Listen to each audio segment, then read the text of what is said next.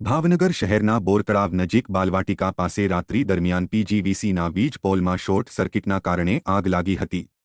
આકરી ગરમીનો પ્રારંભ થઈ ગયો છે ત્યારે પીજીવીસીના ધાંધિયા શરૂ થઈ ગયા હોય જેને કારણે ઘટના બની રહી હોવાનું ચર્ચાઈ રહ્યું છે। ભાવનગરના બોરતળાવના બાલવાટિકા પાસે વીજ પોલમાં આગ લાગવાને કારણે ફાયર વિભાગ દ્વારા પાણીનો ટકાવ કરીને આગ બુઝાવી હતી।